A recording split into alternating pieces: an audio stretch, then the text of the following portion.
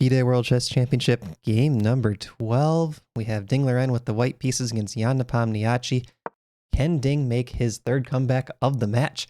This game is crazy, and both sides have winning positions multiple times during the game.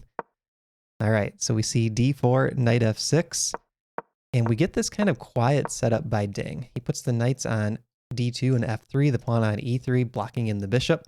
So we're getting this kind of Kali system, and it's very much equal and balanced. So kind of a surprising choice by Ding.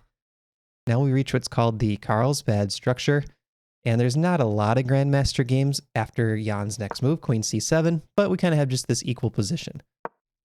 So I wonder if Ding was thinking, maybe Jan will overpress in this type of position. Maybe Jan will get so aggressive that I can just play solid and outplay him, knowing that Ding still has 2 games remaining to play for the win if he doesn't get it in this game. I'm fast forwarding a little bit to get to the action. This is where the first moment occurs where we're about to have an imbalance with the minor pieces. So bishop g5 played, eyeing bishop takes f6, and Jan just castles. Jan says, I don't care. If you want to capture this knight, be my guest. And Ding takes it. So now we have the bishop pair for Jan, but also the double pawns for Jan. So can Ding take advantage of this open king? And it looks like Jan, again, is playing aggressive and playing for the win. And I'm wondering, did this just play right into what Ding wanted? Did Ding figure Jan is going to play aggressive? Jan's going to open his king up, start pushing pawns in front of the king again? Because Jan has proven he doesn't really like to just play solid and have a quick draw. With the exception of last game, the players seemed fine with that. So now h3 played. Bishop takes f3, queen takes f3. So now the bishop pair is gone for Jan. We still have this double pawn imbalance. And this bishop does a great job working with all of these pawns on the light squares. So dark square bishop, light square pawns, and this bishop, kind of the same thing. It's a good bishop, opposite color of Ding's pawns. Knight e7, knight h5. This is the start of the attack by Ding. Ding is playing for the win here. The position's about equal in terms of practical chances, but as we'll see, the moves are not easy to find coming up. King h8 played, trying to get a rook to the g file, and now g4 by Ding, opening up that bishop to the h7 pawn, trying to undermine this pawn chain. Rook to g8 played, pinning the pawn, and Jan would love to bring this knight out to h4 and cause some problems this way. King h1, renewing the threat of g takes f. Now knight to g6 is played, and here we come, knight to h4. And I think Ding might have missed this idea, or he underestimated it, because the best moves here are all reactions to knight h4, or maybe moves to prepare for it, like rook to g1, for example. He plays bishops to c2, a bit of a mistake, and Jan takes the advantage with knight h4. Excellent move, kicking the queen. Now he plays rook to g6, getting ready for the other rook to come to the g file, and all of a sudden, look at Jan's pieces. 1, 2, 3, 4, that rook coming to g8, 5. 5 attackers, and the white king might be more vulnerable than black's in this position. Rook to g1 by Ding. Again, looking for this g takes f5 idea. So Jan says nope, pawn to f4. And now he swings his queen to e7. This is a cool move. Look for the queen to try to get to h4 soon, because if the queen can attack this pawn on h3, now all of a sudden the white king could be in checkmate danger. Rook to e1, queen out to g5. And now Ding decides, okay, Jan, you're controlling the king side over here. I'm going to try to open up the center of the board a little bit. I'm going to play pawn to c4, try to create some trades, because one thing that Ding is watching is this diagonal. If he can get his queen on the diagonal, that's going to cause problems for Jan. So c4, good idea. D takes c, queen c3. He does not take the pawn back. Instead, he says, let me put the queen on this diagonal right away, and I'm threatening pawn to d5 with a discovered check. This was an excellent move by Jan. He plays pawn to b5. And the idea is, if pawn to d5 is played, he can block with e5. And all of a sudden, he's up a pawn. This pawn is defended by the b pawn, and he shut down the diagonal with pawn to e5. So Ding plays a4 instead. I should also note, it looks like Ding could win the exchange here. Why wouldn't he take? After h takes g, d5 check, e5, this knight is trapped in the end. So here Jan is getting 2 minor pieces for the rook. That's going to favor Jan. So that's why Ding didn't go for that. Instead he plays a4. pawn to b4.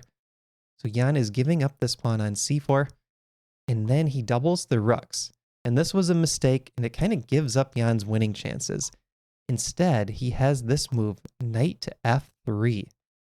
Not the easiest move to find, but I think at their level, you know, someone like Magnus probably would have played knight f3.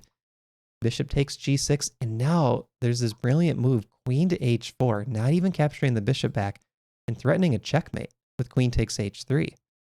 If king to g2 is played, now you can take the rook and then take the bishop back. The knight's trapped in the end, and Jan is up a bishop. So this would have been close to winning for Jan, probably winning. But instead, he doubles rooks on the g file. And this is just the start of a bunch of mistakes. This game is getting crazy. Queen to c6 played, blunder by Ding. What he should have played here is bishop takes g6. And after h takes g6, this threatens knight f3 and queen to h4. Now there's queen to c6, guarding the diagonal. And if Jan takes the knight, Ding can take the bishop. And after knight f3, there's one saving move to get ready for this threat, and it's queen to c5, offering the queen trade. And if queen to h4 is played, Ding can force the queen trade with queen takes h5 check, takes, everything starts to liquidate, and this is an equal position. So 28, queen to c6 was a blunder by Ding. We'll go back and look at it right here. Queen c6 played, blunder by Ding. He could have held with bishop takes g6 instead.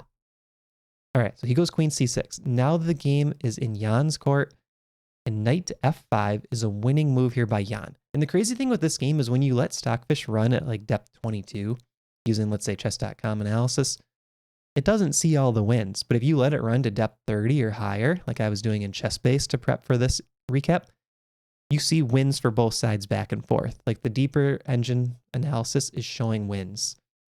So queen c6 played, bishop to b8, a blunder back by Jan. This was the biggest blunder so far, and now Ding is winning.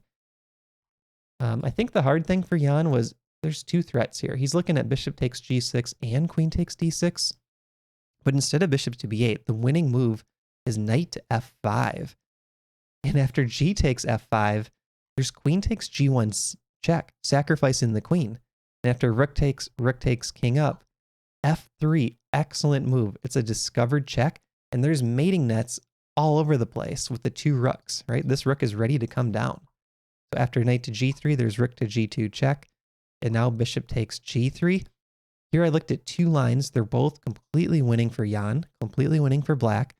One of them is f takes g3. There's now rook 2 takes g3, threatening a mate. And this is a forced mate in 6 moves. If king h2 to guard the pawn, you check, mate. All right, so let's go back a couple. In this position, what if queen takes f3 instead of taking the bishop? Okay, well now there's rook takes f2, hitting the queen and the bishop.